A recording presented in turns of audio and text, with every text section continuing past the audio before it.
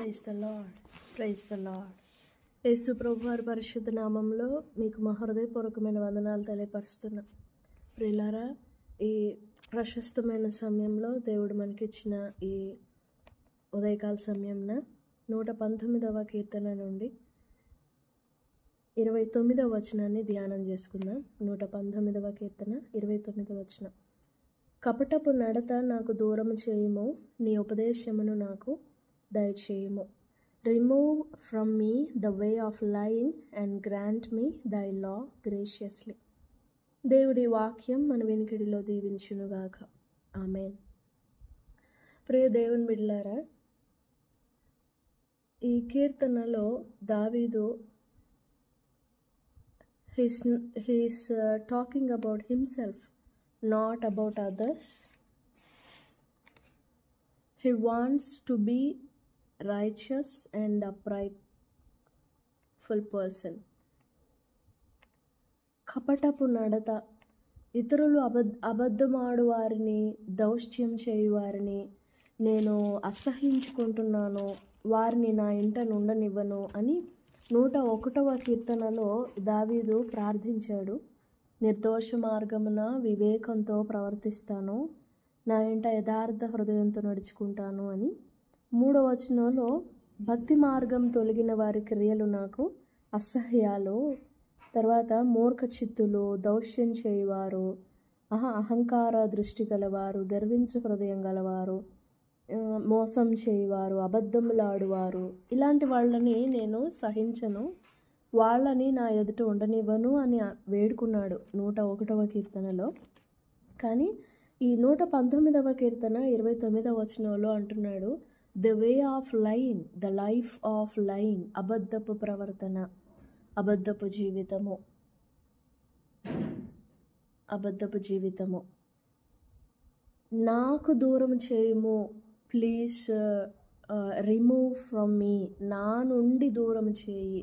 అంటే నేను అబద్ధపు ప్రవర్తించకుండా, నేను అబద్ధముగా నడవకుండా, నేను అబద్ధముగా జీవించకుండా నాకు సహాయపడు అని వేడుకుంటున్నాడు దావీదు దేవుణ్ణి. ఎందుకు అలాగా?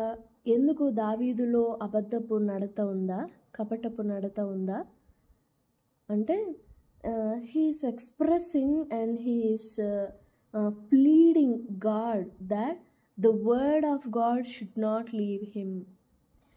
If he was any minute late to receive the word, he is going to live in a life of lying. నీ వాక్యం నాకు దయచేయము. 29లో కపటపు నడత నాకు దూరం చేయము, నీ ఉపదేశము నాకు దయచేయము. ఎందుకు నీ ఉపదేశము అని అంటే, if I receive your word in late, నీ వాక్యం నా వద్దకు రావడం ఆలస్యమైతే, నీ వాక్యం నాకు దూరం అయితే, even a minute, even not a minute, even a second, ఒక రెప్ప పాటైనా నీ వాక్యం నాకు దూరం అయితే, I will be acting in lie, అబద్ధముగా ప్రవర్తిస్తాను. ఎందుకు అంటే నీ వాక్యమే సత్యము. So please remove this life from me. నేను అలా అబద్ధముగా నడవకుండా నాకు సహాయపడండి. నేను అలా కపటముగా ప్రవర్తించకుండా, కపటముగా నడవకుండా, కపటముగా భక్తి చేయకుండా, కపటముగా జీవించకుండా నాకు సహాయపడండి. ఎంత ఇన్నోసెంట్ ప్రేయర్ అది కదా! ఎంత చక్కని ప్రార్థన, ఎంత లోతైన ప్రార్థన. నిజంగా ఈ ప్రార్థన మన జీవితాలకు కూడా ఎంతో అవసరమైంది. దేవుని మాట మాత్రమే మనలను సత్యవంతులనుగా చేస్తుంది. దేవుని వాక్యం మాత్రమే మనలను సత్యవంతులనుగా ఒప్పిస్తుంది, సత్యవంతులుగా తీర్చిదిద్దుతుంది. If there is no word in you and me, if there is no word in us, then we are acting our life in lying. అబద్ధముగా, ఉన్నది లేనట్టు లేనిది ఉన్నట్లుగా నటన జీవితం ఏర్పడుతుంది. If there is no word in us. వాక్యము మనలో ఉండడం అని అంటే నాట్ జస్ట్ రీడింగ్ అవుట్, మన పెదవులతో చదవడమో, లేకపోతే ఒక ఆడియో బైబిల్ ఆన్ చేసుకొని చాప్టర్స్ మనం ఆలకిస్తూ ఉండడమో. That's not like that. యోహాను సువార్త 15వ అధ్యాయంలో ప్రభు అన్నట్లుగా నా యందు మీ యందు నా మాటలు, నా యందు మీరు, మీ యందు నేనును, మీ యందు నా మాటలును నిలిచియుండనీయుడి. నిలిచియుండిన ఎడల, abide, the word of God should abide in us. మన నరాలలో, మన ప్రాణాత్మ దేహములలో దేవుని వాక్యము క్రియ చేయాలి.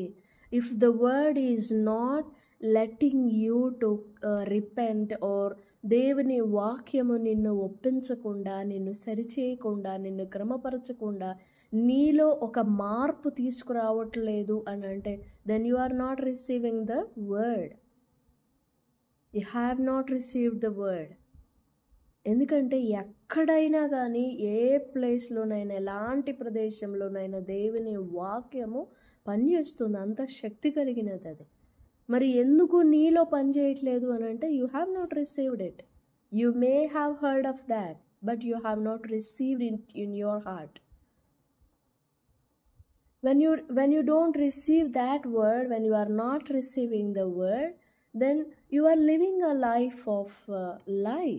అబద్ధపు ప్రవర్తన కనబడుతుంది.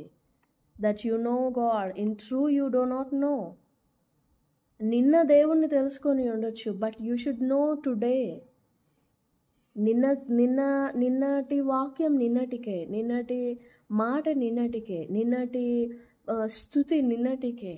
But we should know today who is God, how is He. ఈరోజు ప్రైజ్, ఈరోజుదే. What is your reason of praise today? Not the praises of where you have received things like that, like your needs. అవసరతలు పొందిన స్థుతులు కాదు. Just praising how God is, who God is, how holy He is, how wonderful He is. Those are the precious praises. We have to be thankful and grateful whatever we are receiving from God, whatever the blessing we are receiving, whatever goodness we are receiving from Him. But more than that, we have to glorify Him of His nature, of His presence, of His mighty. ప్రశస్తమైన సమయంలో దేవుని బిడ్డలారా, దేవుని వాక్యం మనకు ప్రాణములా కలిసిపోవాలి.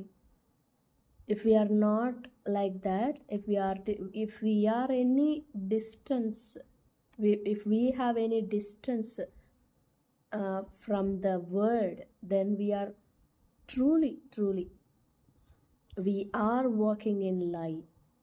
అబద్ధములో నడుస్తున్నాం, అబద్ధమును ప్రేమించి జరిగిస్తున్నాం, అబద్ధమును ఇష్టపూర్వకంగా జరిగిస్తున్నాం. We are living in the lie. Let us not be like that. ప్రభు సన్నిధిలో వేడుకుందాం. దేవా, నేను కపటముగా నడుచున్నట్లుగా నీ వాక్యం నాకు దూరం కాకూడదు. నాకు దూరం అయితే నేను అలా నడుస్తాను. దేవా, నేను అలా నడవకుండా నీ వాక్యం నాకు దూరం చేయొద్దయ్యా, నీ ఉపదేశం నాకు దయచేయుమయ్యా అని ప్రభు సన్నిధిలో వేడుకుందాం. దేవుడు సహాయపడతారు.